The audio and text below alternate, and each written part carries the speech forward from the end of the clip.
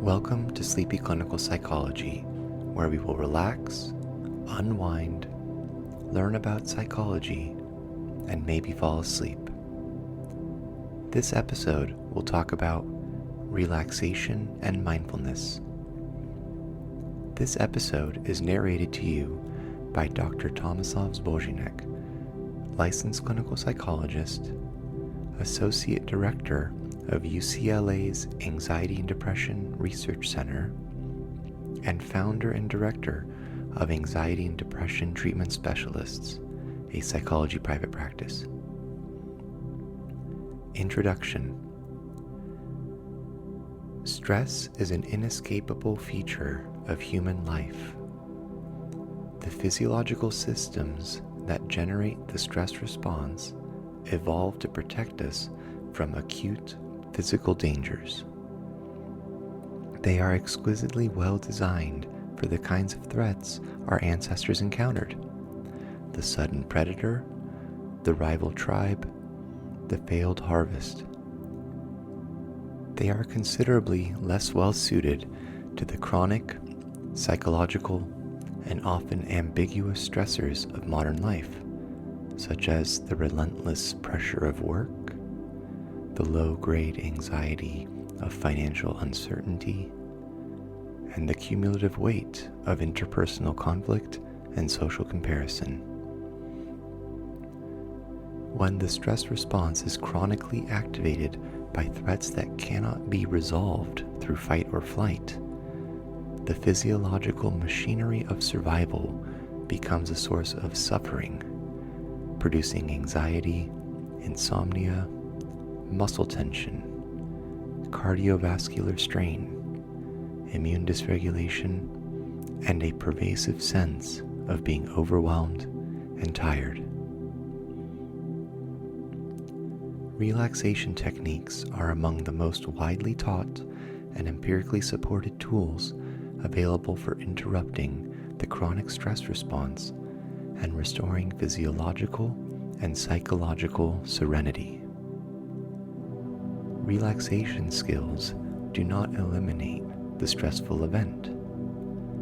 Rather, they calm the mind by disengaging from the stressful thoughts and relax the body by activating the parasympathetic nervous system, which is the body's physiological relaxation system.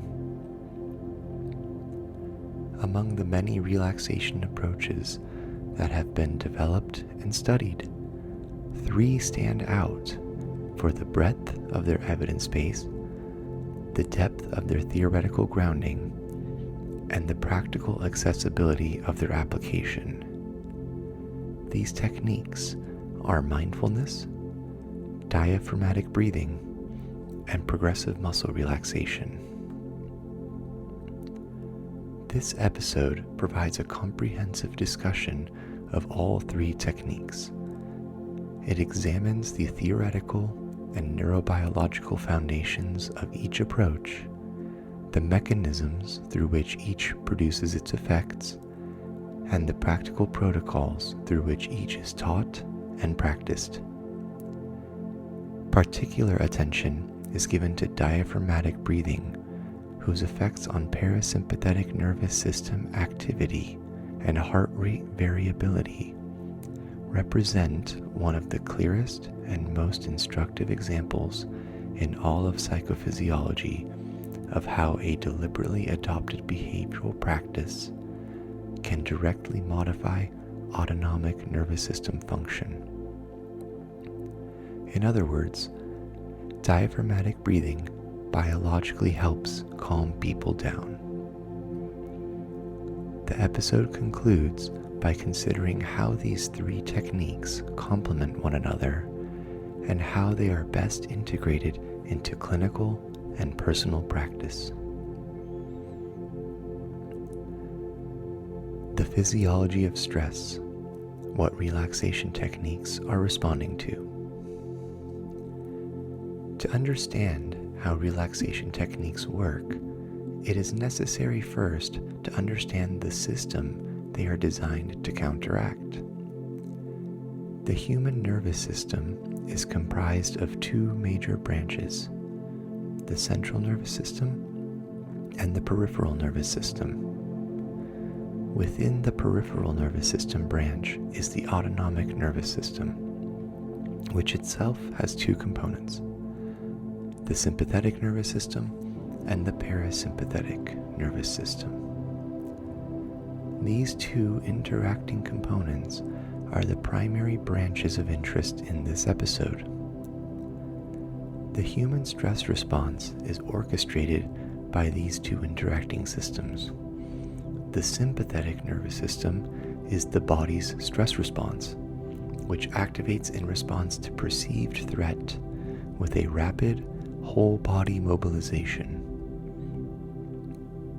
With sympathetic nervous system activation, we experience increased heart rate and blood pressure to deliver more blood to the muscles, faster and shallower breathing to increase oxygen supply, release of hormones like adrenaline and noradrenaline, slower digestion, greater attentional focus, and a sharpening of the senses. This cascade of changes prepares the body for vigorous physical action, the fight or flight response, within seconds of a threat being perceived. The sympathetic nervous system also contains the hypothalamic pituitary adrenal, or HPA, axis, which operates on a slower timescale.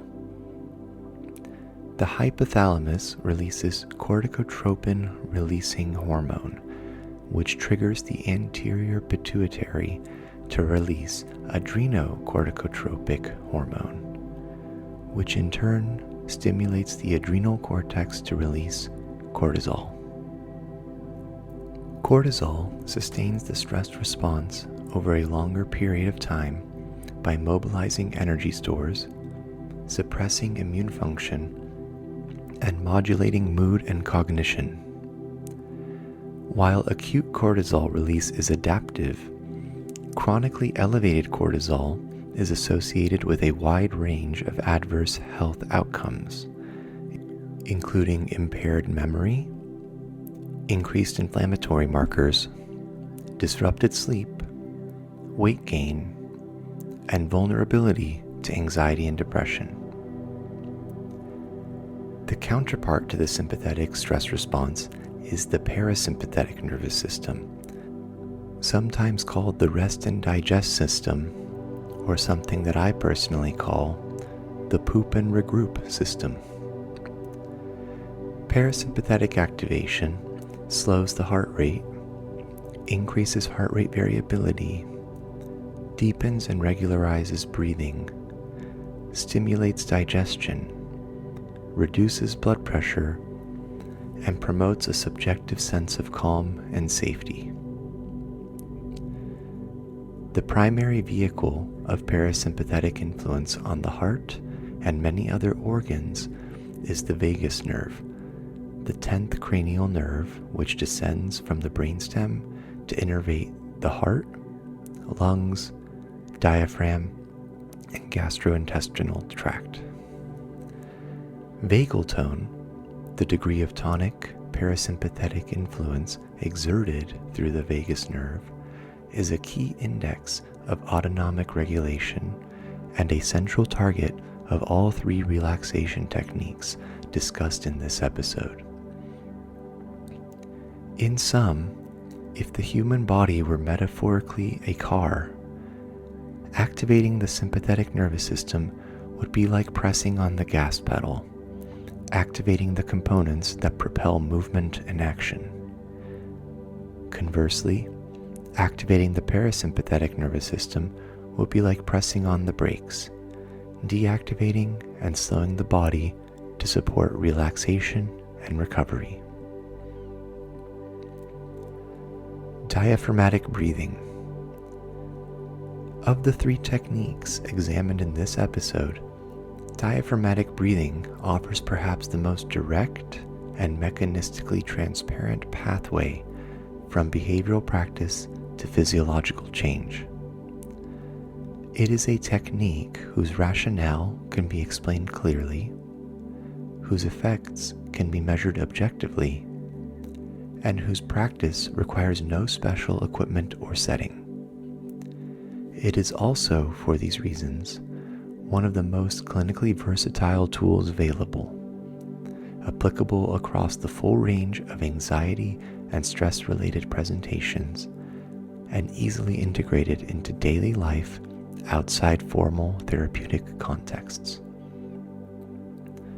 The mechanics of breathing. Ordinary breathing at rest is controlled by the respiratory centers of the brainstem, which regulate the rhythmic contraction and relaxation of the diaphragm, the dome-shaped muscle located in the upper belly that separates the thoracic and abdominal cavities. During inhalation, the diaphragm contracts and flattens downward, increasing the volume of the thoracic cavity and drawing air into the lungs. During exhalation, the diaphragm relaxes and rises, reducing thoracic volume and expelling air. This is diaphragmatic or abdominal breathing in which the primary respiratory effort is borne by the diaphragm, producing a visible rise and fall of the abdomen with each breath. Under conditions of stress and anxiety, breathing patterns typically shift in characteristic ways. The breathing rate increases, and the primary site of respiratory effort moves from the diaphragm to the secondary respiratory muscles of the chest, shoulders, and neck, a pattern called thoracic or chest breathing. Thoracic breathing is shallower, faster, and less mechanically efficient than diaphragmatic breathing. Chronic thoracic breathing maintains a pattern of physiological activation associated with the stress response. It is both a product of and contributor to sympathetic nervous system arousal. The vagal mechanism, how breathing modulates the autonomic nervous system. The connection between breathing and autonomic nervous system function is mediated primarily through the vagus nerve and a phenomenon called respiratory sinus arrhythmia, or RSA. RSA refers to the natural fluctuation in heart rate that occurs with each breath. Heart rate increases slightly during inhalation and decreases slightly during exhalation. This oscillation is not a defect or irregularity. It is a normal and healthy feature of cardiac function that reflects the continuous interplay between the sympathetic and parasympathetic branches of the autonomic nervous system as they regulate the heart in response to the changing demands of the respiratory cycle. Crucially, the amplitude of RSA is strongly influenced by breathing rate. Slow, deep, diaphragmatic breathing maximizes the amplitude of the RSA oscillation by synchronizing the heart rate fluctuation with the natural resonant frequency of the baroreflex system.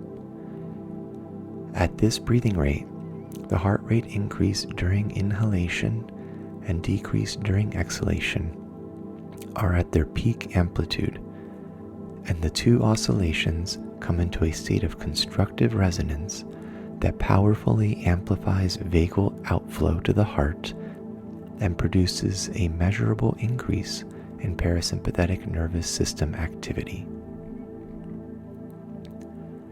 Heart rate variability, a window into autonomic health. Heart rate variability, or HRV, is the variation in time interval between successive heartbeats, where higher heart rate variability is healthy. Far from being an index of cardiac irregularity, HRV is a measure of the heart's capacity to respond flexibly to moment-to-moment changes in physiological demand. A heart that beats with perfectly rigid regularity is, paradoxically, a sign of poor autonomic regulation. A heart whose beat-to-beat intervals vary in a rich, complex, and responsive way reflects a well-regulated autonomic nervous system with robust parasympathetic tone.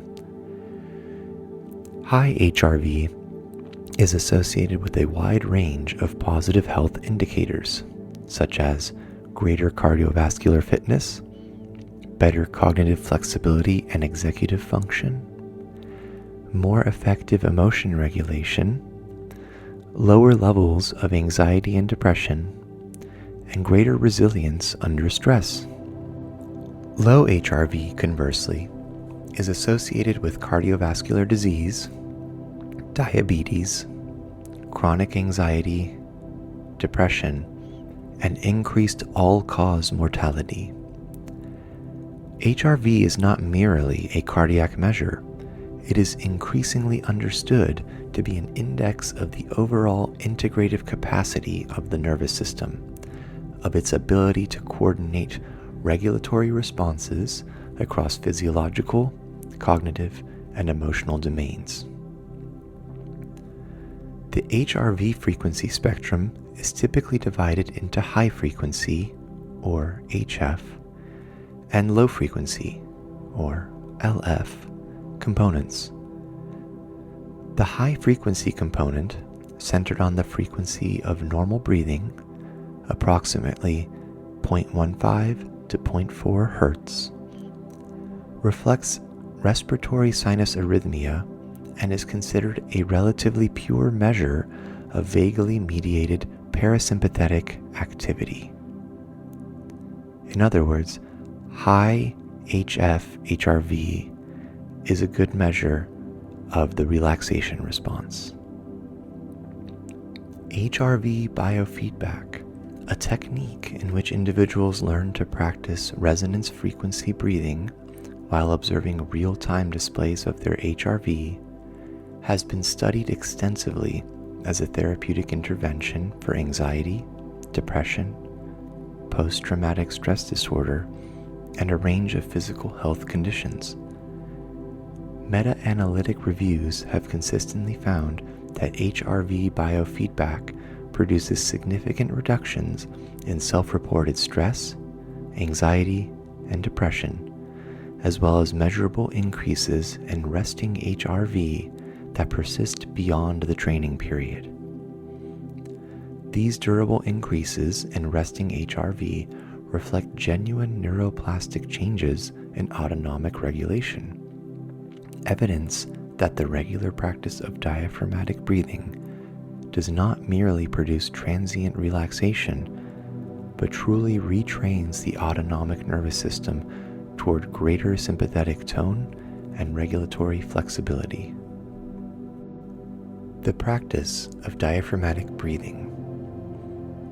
In clinical and educational settings, diaphragmatic breathing is typically taught through a combination of psychoeducation, postural guidance, tactile feedback, and paced practice.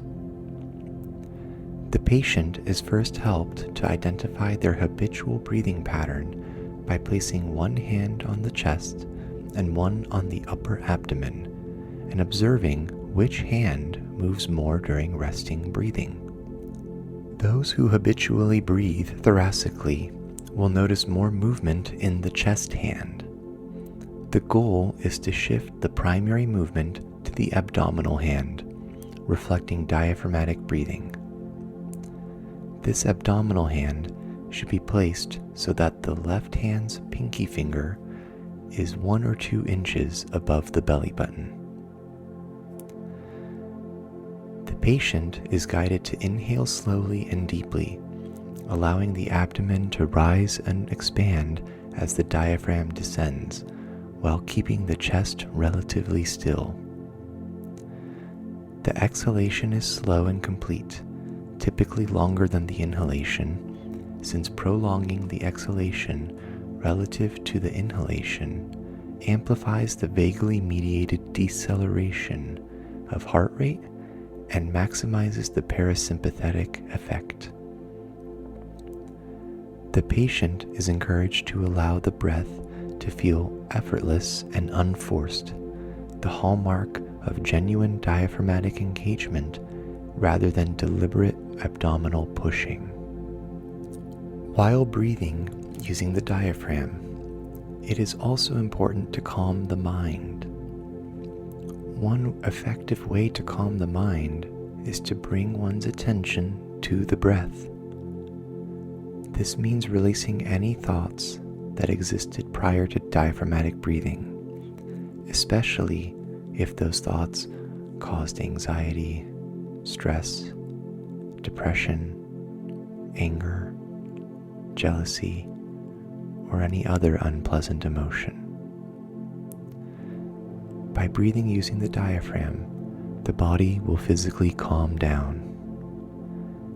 By shifting mental attention to the breath, the mind will calm down. If done correctly, this combined physical and mental calming can sometimes take a person from feeling very stressed to nearly falling asleep within minutes. Regular practice is essential. The physiological benefits of diaphragmatic breathing, particularly the durable increases in resting heart rate variability, require consistent and sustained practice.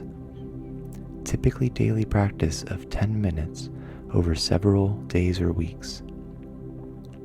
Patients are encouraged to practice both informal, dedicated, pre-planned sessions and also informally throughout the day, spontaneously using moments of transition, waiting, or mild stress as cues to check in and practice, and if necessary, reset their breathing pattern. Over time, slow diaphragmatic breathing can become the habitual resting pattern rather than an effortful intervention, reflecting a genuine shift in baseline autonomic regulation. Mindfulness, non-judgmental awareness of the present moment. Mindfulness is the practice of paying deliberate, non-judgmental attention to present moment experience, focusing on the 5 senses or awareness of thoughts, emotions, and physical sensations. Rooted in Buddhist contemplative traditions, but adapted for psychological use, mindfulness has become one of the most extensively studied psychological interventions of the past 4 decades, with a substantial evidence base supporting its efficacy for stress, anxiety, depression, chronic pain, and a range of other conditions. The mechanism of mindfulness. The defining characteristic of mindfulness is not relaxation per se, though relaxation frequently accompanies it, but rather a particular quality of attention, sustained, present-focused, non-judgmental, welcoming, and curious. The mindful practitioner is not trying to empty the mind of thoughts or to achieve a particular emotional state. They are cultivating the capacity to observe whatever arises in awareness in the present moment, including the 5 senses, thoughts, emotions, and physical sensations, without being immediately swept away by them and without reflexively reacting to them through suppression, avoidance, or elaboration. This observational stance has several clinically significant consequences. First, it interrupts the automatic escalation of distress that occurs when unpleasant thoughts and feelings are treated as literal truths about reality that demand immediate action or suppression. The mindful observer who notices the thought, "I am a failure," is not agreeing with it or resisting it. They are observing it as a mental event, a passing pattern of neural activity that does not require unconditional belief or behavioral response. This cognitive defusion, as it is called in acceptance and commitment therapy, reduces the power of automatic thoughts to generate and sustain emotional distress by decoupling or defusing the thought from action, the thought from maintained emotional response, the thought from believing it is true. With cognitive defusion, a person distances themselves from the thought, understanding that the thought is merely just an event that occurred in the context of one's mind and body. Second, mindfulness disrupts the rumination cycle, the self-sustaining loop of repetitive, evaluative, past and future-oriented thinking that is strongly associated with anxiety and depression. Most painful thoughts that occur are regrets, worries, or other thoughts related to the past or future. Indeed, the philosopher Michel de Montaigne once spoke about his anxiety about potential negative future events, stating, "My life was filled with terrible misfortunes, most of which never happened."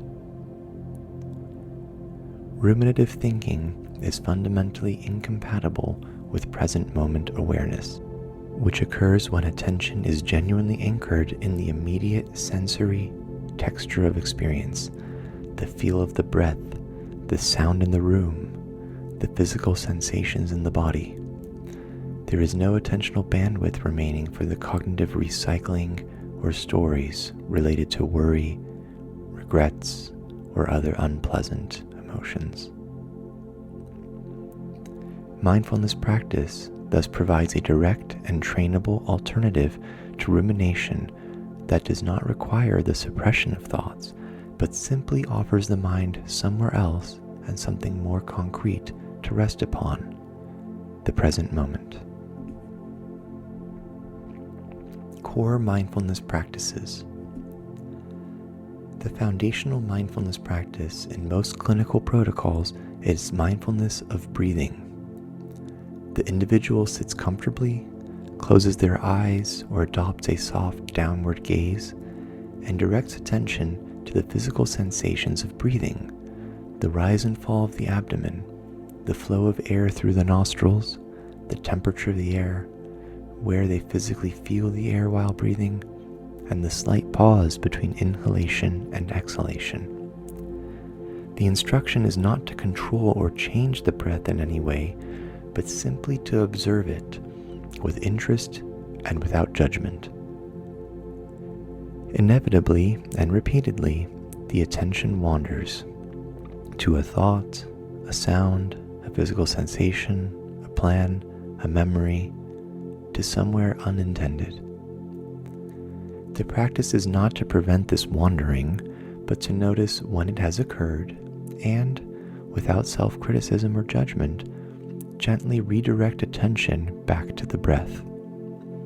This moment of redirection, catching the wandering mind and choosing where to place it, is, according to many mindfulness teachers, the central act of the practice, the mental equivalent of a bicep curl, repeated thousands of times across thousands of sessions. Body scan meditation extends present moment awareness from the breath to the entire body, systematically directing attention to each region in turn, from the bottoms of the feet to the top of the head, observing whatever sensations are present with curiosity and without attempting to change them. The body scan is particularly valuable for individuals who carry significant physical tension or who have a history of disconnection from somatic experience, as it trains the capacity to observe bodily experience without reactivity. Mindful movement practices, such as gentle yoga, walking, washing dishes, they extend the same quality of attention into physical activity, integrating mindfulness with bodily engagement in ways that many practitioners find more accessible than still sitting. Open monitoring, or open awareness, practice involves broadening attention from a specific anchor to the entire field of experience. Sounds, physical sensations, thoughts, emotions, and perceptions are allowed to arise and pass through awareness without attachment or aversion, like weather passing through an open sky. This attention to the five senses cultivates the spacious, non-reactive quality of awareness that is the mature expression of mindfulness, the capacity to remain present regardless of what arises, rather than being affected by the contents of experience. Progressive muscle relaxation, tensing and releasing muscles. Psychological anxiety is often accompanied by muscular tension. The body, in a state of stress, holds itself in a state of chronic, low-grade contraction that both reflects and sustains the psychological state of arousal. The therapeutic insight from progressive muscle relaxation is that deliberately tensing and then relaxing muscles can produce a corresponding reduction in psychological tension, that by releasing the body, one could release the mind. The tension release mechanism. Progressive muscle relaxation achieves muscular relaxation through a paradoxical technique, the deliberate, sequential tensing and releasing of major muscle groups throughout the body. The procedure involves systematically tensing each muscle group: the hands, forearms, upper arms, shoulders, neck, face, chest, abdomen, back, thighs, calves, and feet. Holding the tension for approximately 10 seconds and then releasing it fully and mindfully, experiencing the sensation of relaxation that follows. This tension release cycle works through several complementary mechanisms. First, it produces a contrast effect. Because the muscle has been briefly but intensely contracted, its subsequent relaxation feels deeper and more complete than passive relaxation alone. The nervous system registers the release more strongly against the backdrop of tension, making the relaxed state more perceptible and accessible. Second, the active process of tensing muscles brings conscious attention to regions of the body that are typically outside of awareness. The chronic tension held in the shoulders, the jaw, the abdomen, making it possible to release tension that was previously unnoticed and therefore unmaintained. Third, the practice trains a reliable conditioned response over time. As the patient repeatedly experiences the tension release cycle, the release phase becomes an increasingly powerful trigger for whole body parasympathetic activation, and the patient develops the capacity to access deep relaxation rapidly and reliably.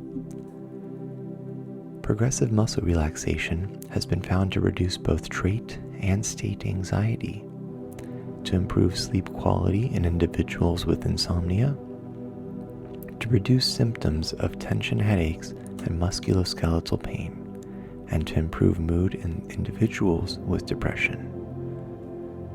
Like diaphragmatic breathing and mindfulness, regular practice produces more durable effects than single session use, consistent with the hypothesis that the technique gradually retrains the resting set point of the autonomic nervous system.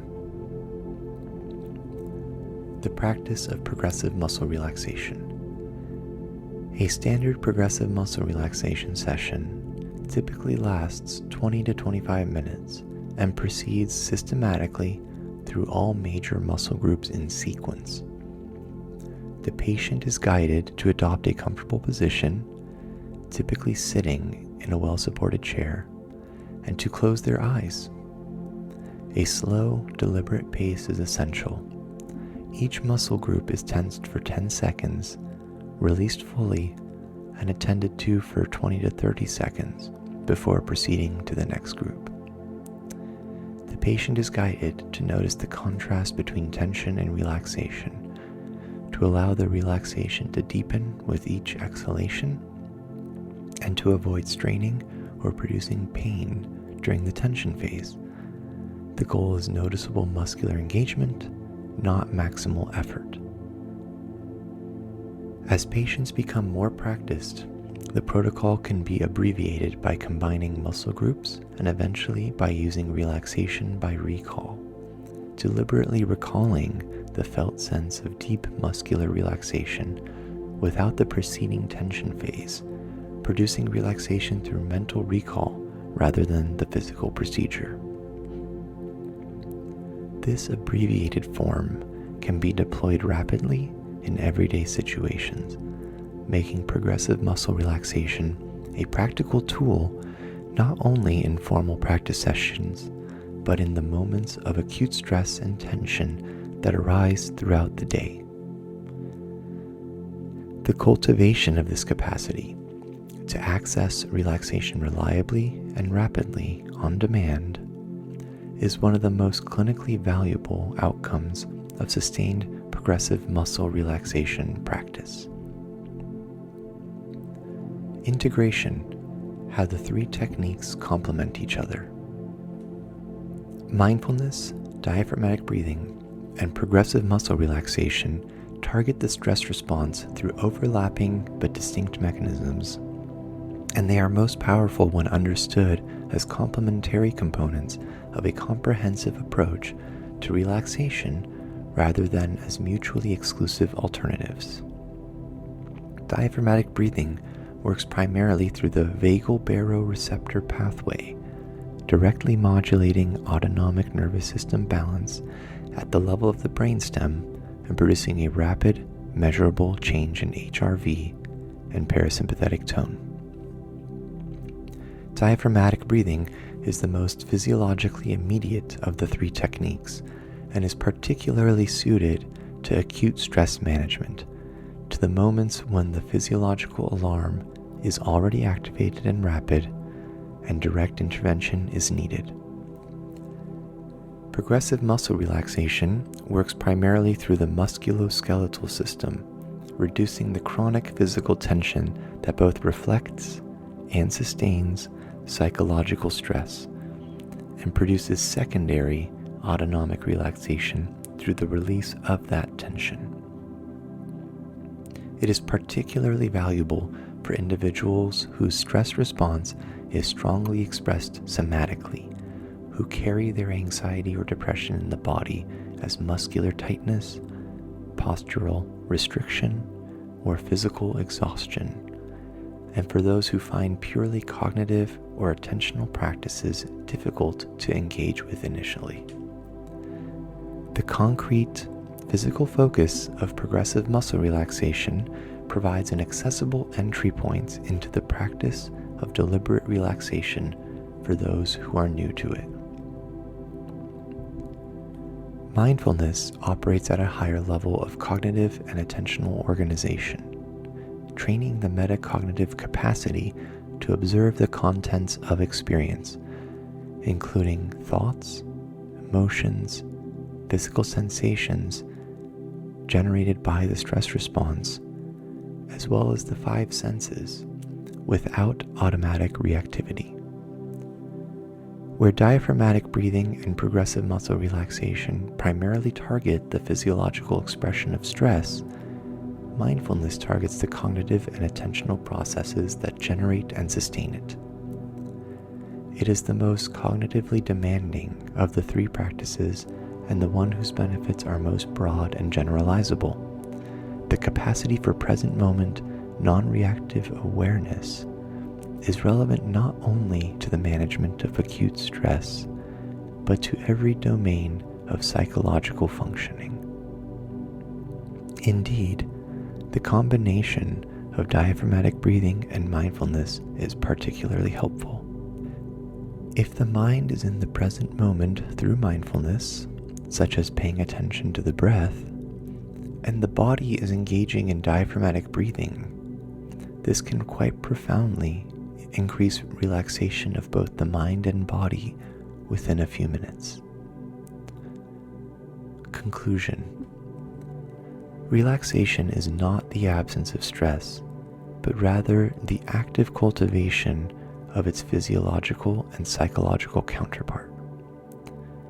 The three techniques examined in this episode, mindfulness, diaphragmatic breathing, and progressive muscle relaxation, each represent a distinct and empirically validated approach to activating the parasympathetic nervous system, reducing the chronic arousal that underlies anxiety and stress-related suffering, and training the nervous system towards greater regulatory flexibility and resilience.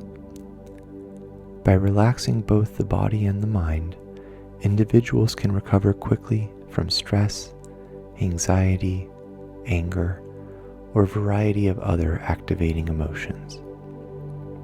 These skills are a must-have in the human mental health repertoire.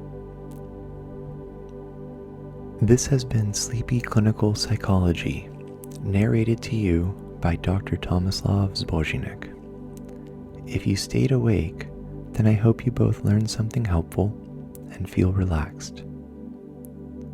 If you fell asleep, then I hope you feel more rested upon awakening. Thank you for your time, your attention, and the drifting of your attention. Please feel free to listen to our other episodes, which explore more topics in clinical psychology that you can listen to, fall asleep to, or both. Until next time.